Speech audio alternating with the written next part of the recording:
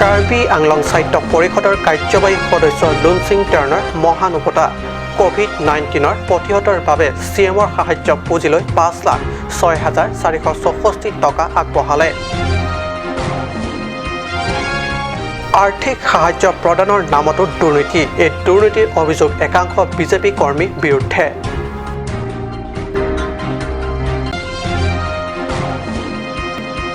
বিনামূলীয়া gas cylinder বিতৰণৰ নামত একাংশ মধ্যভোগী দালালৰ ধন সংগ্ৰহৰ অভিযোগ। এই ঘটনা কাৰ্বি আংলং জিলাৰ হাওৰাঘাটত।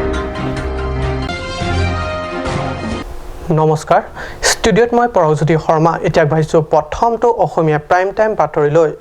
কাৰ্বি আংলং সাহিত্য শাসিত পৰিষদৰ চিএম সাহায্য পুঁজিলৈ কাৰ্যবাহী সদস্য লুনচিং টেৰণে আগবঢ়ালে 5,06,464 টকা। নিজৰ 17 মাহৰ দৰমহাৰ অংশৰ পৰা এইদৰে বৃহৎ পৰিমাণৰ ধনৰাশি চিএম সাহায্য পুঁজিলৈ আগবঢ়াই দেখুৱালে মানৱ প্ৰেম। হয়, কাৰ্বি আংলং সাহিত্য শাসিত পৰিষদৰ চিএম সাহায্য পুঁজিলৈ ইএমসকলৰ ভিতৰত আজিৰ তাৰিখলৈ বৃহৎ পৰিমাণৰ ধনৰাশি প্ৰদান কৰিছে ইএম লুনচিং টেৰণে। টেৰণে প্ৰদান কৰিছে 5,06,464 টকা। ইএম লুনচিং টেৰণৰ এনে উদাৰ মনোভাৱ দেখি জিলাখনৰ জনতাই শলাগ লৈছে। উল্লেখযোগ্য যে নিজৰ 17 মাহৰ দৰমহাৰ বাবদ চিএম সাহায্য পুঁজিলৈ আগবঢ়াইছে এই ধনৰাশি। পৰিষদৰ চিএম তুলিৰাম ৰংহাঙৰ হাতত চেক যোগে প্ৰদান কৰে ইএম লুনচিং টেৰণে। অৰুণ লেখে ৰিপৰ্ট, গাত নিউজ। কাৰ্বি আংলং সাহিত্য পৰিষদৰ 1 নং দুৱাৰ আমলাত ৰেচন কাৰ্ড নথকা লোকসকলক প্ৰকৃততে দিব লগা এজাহাৰৰ পৰিৱৰ্তে 500 টকাকৈ প্ৰদানৰ অভিযোগ সমষ্টিটোৰ একাংশ বিজেপি নেতাৰ বিৰুদ্ধে। চৌদিশে কৰোনাৰ আতংকই আতংক। 21 দিনীয়া লকডাউনত গৃহবন্দী জনতা, অচল কাম কাজ, উপাৰ্জনহীন জনতা। তেনে এক পৰিপ্ৰেক্ষিতত কেন্দ্ৰ চৰকাৰ আৰু ৰাজ্য চৰকাৰৰ কিছু আৰ্থিক সাহায্যই কিছু হ'লেও সকাহ হ'ব গৃহবন্দীৰ। কিন্তু ইয়াৰ বিপৰীত দৃশ্য দেখা গ'ল পশ্চিম কাৰ্বি আংলং জিলাৰ 1 নং দুৱাৰ আমলা সমষ্টিৰ অন্তৰ্গত ৰংজাং খঙত। উল্লেখযোগ্য যে ৰেচন কাৰ্ড নথকা লোকসকলক কেন্দ্ৰীয় আৰু ৰাজ্য চৰকাৰে প্ৰতিটো পৰিয়াললৈ প্ৰদান কৰা 1,000 টকাৰ বিপৰীতে লোকসকলক প্ৰদান কৰিলে 500 টকাকৈ। BPL pa poisa sangar ka ve atom phat e do long pe suri sisi ke ron ji po tangka la sin non li tom bang ke long bek nang pu si na cho ne ri dun lo la se ne ron bek nang pu la pharo phoda ke pichor bang ro re lo ke pi te hom porno nang bibiat nang po suri se tangka ni to long bek nang pu 1 nong duram la homosti bias rong yang phong nili tungke tonglok arong asolo la si nilitom phan laso corona virus bemar kisung kerap kido pusi arjulong lasi BPL card ba ration card ahin pen mane kawe tuma phan suri sisi keron ponji pudo lasi nilitum ration card ta kawe tum do o rongajo lasi adhok tum ration card kawe tum phanta suri sisi kero naiya thai do lasi suri sisi bange ronre haro popan si ronchot ta ben ration card ka ve tum aphan adhok tum han ke ronre lasi ration card ka ve tum han an ke pinang ba ke pithai ye phansi chuningri lo lasi nili mata ration card ka ve lasi nili hen panta chuningri iglo la pen ration card ka ve tum han an ke pi thai si ke miji। ইপিনে এই টকাসমূহ চৰকাৰী কৰ্মচাৰীৰ পৰিৱৰ্তে গাঁৱে গাঁৱে গৈ বিতৰণ কৰিছে একাংশ বিজেপি কৰ্মীয়ে। এই গুৰুত্বৰ অভিযোগ কাৰ্বি ছাত্ৰ সন্থাৰ। বৈঠালাংছৰ পৰা জাছনিংহি ৰিপৰ্ট, গাত নিউজ।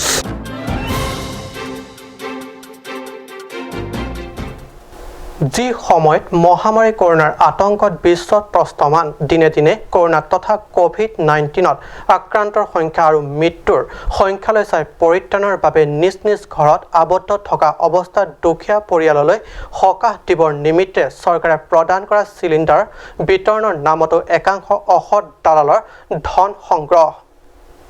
কাৰ্বি আংলং জিলাৰ হাওৰাঘাটত বিনামূলীয়া গেছ চিলিণ্ডাৰ বিতৰণৰ নামত একাংশ মধ্যভোগী দালালে ধন সংগ্ৰহ কৰাৰ তথ্য পোহৰলৈ আহিছে। উজলা আঁচনিৰ অধীনত গাঁৱৰ দৰিদ্ৰ পৰিয়ালক বিতৰণ কৰিবলগীয়া এইসমূহ গেছ চিলিণ্ডাৰৰ বাবদ হাওৰাঘাটৰ হিদি বংলং নয়া ডাংগা গাঁৱত ভৰত সহ দুটামান মধ্যভোগী দালালে 100 টকাকৈ ধন সংগ্ৰহ কৰাৰ গুৰুত্বৰ অভিযোগ কৰিছে গঞাই। আজি নয়াডাঙা গাঁৱৰ যিমান ৰাইজ আছোঁ আমি সকলোৱে গোট খাই পেলাই আজি নিউজৰ জৰিয়তে আমি কিছুমান আমি কথা কিছুমান ক'বলৈ গৈছোঁ যে আজি লকডাউনৰ যিটো কাৰ্যসূচী আমি পালন কৰি গৈ আছোঁ, ঘৰৰ পৰা আমি বাহিৰো হোৱা নাই, সকলোৱে আমি নিয়মাৱলী আমি মানি চলি গৈছোঁ। কিন্তু আজি চৰকাৰে অন্যান্য জেগাত বহুতো গাঁৱতে ফ্ৰী দি আছে বুলি আমি শুনিছোঁ, মোবাইলতে দেখি পাওঁ সকলো বস্তু ফ্ৰী দি আছে বুলি। গেছো ফ্ৰী দি আছে বুলি আমি গেছ যেতিয়া এপ্লাই কৰিব যাওঁ তাতো 100 টকা কৰি আমাৰ গাঁৱৰ কিছুমান বিজেপিৰ কৰ্মকৰ্তাৰ লিডাৰসকলে বিচাৰে। গতিকে আমি দুখীয়া ৰাইজ ইমানখিনি টকা আমি ক'ৰ পৰা দিব পাৰিম? আজি আমাৰ ঘৰত বজাৰ কৰিবলৈ কোনো হেৰি নাই, শাক পাচলি কিনিবলৈ, তো আমি কি ধৰণে আমি সিহঁতক 100 টকা দিম? তে আমাৰ এনেকুৱাও হৈছে, গাঁৱৰ ৰাইজৰ এনেকুৱা অৱস্থা হৈছে, কিছুমানে চাউল বিক্ৰী কৰি পেলাই হ'লেও সেই গেছটো পাম নেকি, 3 মহীয়া গেছটো ফ্ৰীকৈ সেইটো পাম নেকি বুলি আমি আমাৰ ৰাইজে কিছুমান সেই 100 টকাৰ কাৰণ চাউল বিক্ৰী কৰিব লগা হৈছে, যে সেই 100 টকাটো দিলে আমি ফ্ৰী গেছ পাম বুলি। ইয়াৰ পিছত ইয়াত যিটো নেকি আমাৰ সমস্যা, আমি মাত্ৰ চাউল যিটো সমস্যাত আমি চলি আছোঁ, মাত্ৰ 10 ছাৰ কালি মই ফ্ৰী গেছ দি আছে বুলি কৈছিলে, তেতিয়া মই গৈছিলোঁ, তেতিয়া 100 টকা লৈছে আৰু 100 টকাকৈ লৈছে। 100 টকা কোনে লৈছে? ভাৰত কোঁৱৰ আৰু সুন্দৰজী আৰু বোলা। কি হয় তেওঁ? লিডাৰ, গাঁৱৰ লিডাৰ। 100 টকা লৈ পিনে কি কৈছে? 100 টকা লৈ কৈছে গেছ আহিব, গেছ ল'ব লাগিব। ফ্ৰী গেছ ল'বলৈ 100 টকাকৈ লৈছে। সিহঁতে এনেকুৱা লৈছে। কি গাঁও এখন? আন সাহায্য সামগ্ৰী বিতৰণৰ ক্ষেত্ৰতো গাঁওখনত বৈষম্যৰ অভিযোগ তুলিছে গঞাই। ফুলনিৰ পৰা বীৰেন গোৱালাৰ ৰিপৰ্ট, কাট নিউজ। এগৰাকী অতি সমাজহিতৈষী ব্যক্তি পিছে পিছে এদল যুৱক যুৱতী ব্যক্তিগৰাকীৰ নিৰ্দেশৰ অপেক্ষাত থাকে এইসকল যুৱক যুৱতী। দেশত কৰোনা ভাইৰাছে নিজৰ অস্তিত্ব আৰম্ভ কৰা সময়ৰ পৰা আজি ভয়ংকৰ মহামাৰীলৈ উন্নীত হোৱালৈ নিৰ্বিচ্ছিন্নভাৱে দুখীয়া ৰাইজৰ দুৰ্গত সময় থিয় দি সহায়ৰ হাত আগবঢ়াই আহিছে।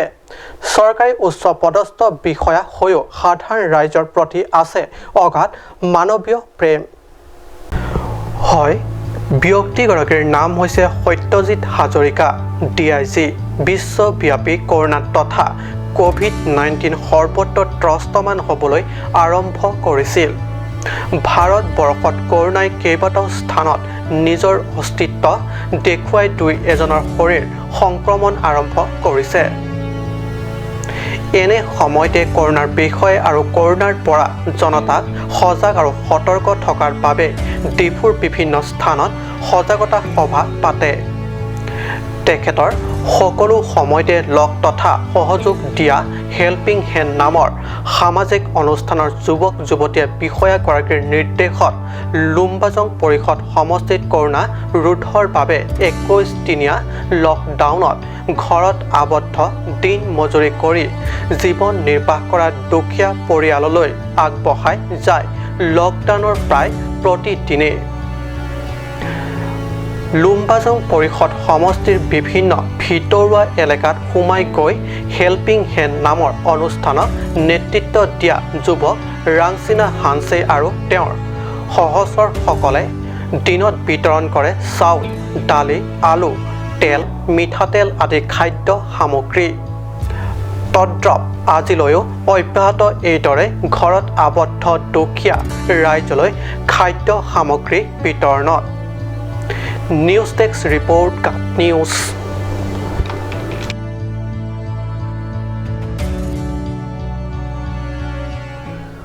সময় দিছোঁ বাণিজ্যিক বিৰতিৰ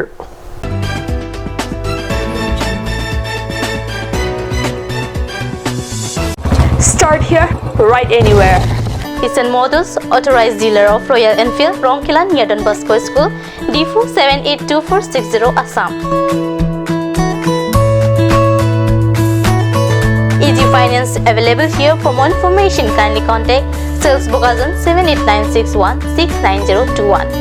For both D4 and Bokazan, you can contact 9957988008 or you can mail Eastern Motors ka@gmail.com. Kanj Shopping Mall is a gulf of Assam Enterprise and the Hill Areas Department. A glorious 1 year now.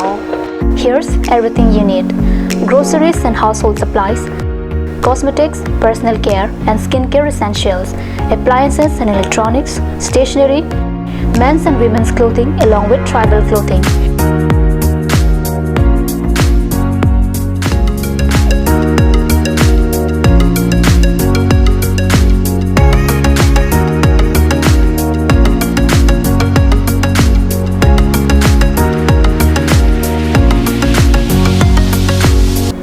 Kanj Shopping Mall, Difu Manja Road, Manja Industrial Complex, 782461, Manja, Karbi Anglong, Assam.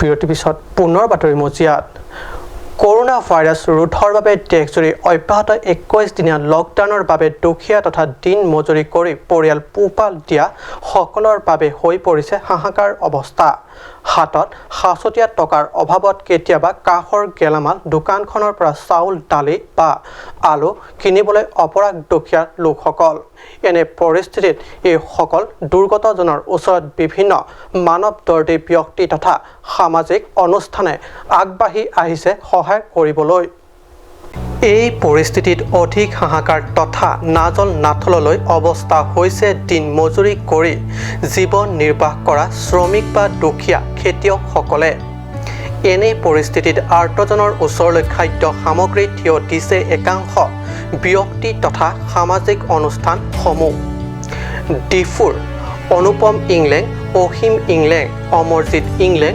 নৱগ্ৰৌ প্ৰমুখ মানৱতাবাদ ব্যক্তিসকলে নিজাববীয়া উদ্যোগত চাউলৰ প্ৰতি দুখীয়া পৰিয়ালক 5 কেজিকৈ চাউল আলু দালি আৰু মিঠাতেলকে ধৰি খাদ্য সামগ্ৰী বিতৰণ কৰা পৰিলক্ষিত হয় ব্যক্তি কেইজনে একেদিনাই চহৰখনৰ মাটিপুং নিহাং লংজন টিমু গৰম গাঁও ৱেলছন বংৰুং আদি গাঁৱৰ 45টাকৈ অধিক দুখীয়া পৰিয়ালক খাদ্য সামগ্ৰী বিতৰণ কৰে আনহাতে ডকমকাৰ শিল ধৰমপুৰৰ বিশিষ্ট সমাজকৰ্মী ৰবি সিং ৰংহাঙে নিজৰ ব্যক্তিগত উদ্যোগত অঞ্চলটোৰ জেং ৰংহং গাঁৱৰ শতাধিক দুখীয়া পৰিয়ালক বিতৰণ কৰে দালি মিঠাতেল আলু নিমখ আদি খাদ্য সামগ্ৰী ঠিক তেনেকৈ লিংক টেৰাং গাঁৱৰ কেইবাটাও দুখীয়া পৰিয়ালক খাদ্য সামগ্ৰী বহুত বিতৰণ কৰি যোৱাৰ ইচ্ছা ব্যক্ত কৰিছে বিশিষ্ট সমাজকৰ্মীগৰাকীয়ে এইদৰে একাংশ চৰকাৰী কৰ্মচাৰীসকলে ৰাজ্যৰ স্বাস্থ্য মন্ত্ৰী ডক্টৰ হিমন্ত বিশ্ব শৰ্মাৰ আহ্বানত উদ্বুদ্ধ হৈ দুখীয়া ৰাইজক খাদ্য সামগ্ৰী বিতৰণ কৰা বুলি জানিব পৰা গৈছে পশ্চিম কাৰ্বি আংলঙৰ জেংখা থাৰ্বে চেৰপ গাঁৱৰ দুখীয়া পৰিয়াল কেইটালৈ 5 কেজিকৈ চাউল আলু 2 কেজিকৈ নিমখ 1 কেজিকৈ বিতৰণ কৰা হয় দেশত লকডাউনৰ মাজতো কমা নাই কৰোনা তথা কোভিড-19 সংক্ৰমণৰ প্ৰকোপ কৰোনা আক্ৰান্তৰ সংখ্যা বৃদ্ধি পাই এই মুহূৰ্তলৈ হৈছে ৭,৪৪৭ জন ইয়াৰে আক্ৰান্ত হৈ কৰোনা মৃত্যুক সাৱটি লৈছে 239 জনে দেশত লকডাউনৰ মাজতো কমা নাই কৰোনাত তথা কোভিড-19 সংক্ৰমণৰ প্ৰকোপ কৰোনাত আক্ৰান্তৰ সংখ্যা বৃদ্ধি পাই এই মুহূৰ্তলৈ হৈছে ৭,৪৪৭ ইয়াৰে আক্ৰান্ত হৈ কৰোনাত মৃত্যু সাৱটি লৈছে 239 জনে এইদৰে কৰোনা সংক্ৰমণৰ প্ৰকোপৰ মাজতে ভাল খবৰ যে ৭,৪৪৭ জনৰ ভিতৰত আৰোগ্য হৈ নিজ নিজ গৃহলৈ ঘূৰি গৈছে ৬৪৩ জন লোক অসমতো কৰোনা আক্ৰান্তৰ ২৯ৰ মাজত মৃত্যু হৈছে এজন লোকৰ এনে পৰিস্থিতিত অহা ১৪ এপ্ৰিলত সমাপ্তি ঘটিবলগীয়া লকডাউন কাৰ্যসূচীৰ সন্দৰ্ভত কেন্দ্ৰ তথা ৰাজ্যৰ চৰকাৰৰ মাজত কি সিদ্ধান্ত লয় সেয়া প্ৰধানমন্ত্ৰী আৰু ৰাজ্যৰ মুখ্যমন্ত্ৰীসকলৰ মাজত হোৱা আলোচনাৰ পিছতহে জানিব পৰা যাব ইতিমধ্যে দিল্লী পাঞ্জাৱ আৰু উৰিষ্যাত ৰাজ্যত লকডাউনৰ ম্যাদ অহা ৩০ এপ্ৰিললৈ বৃদ্ধি কৰা হৈছে ব্যুৰ ৰিপৰ্ট কাট নিউজ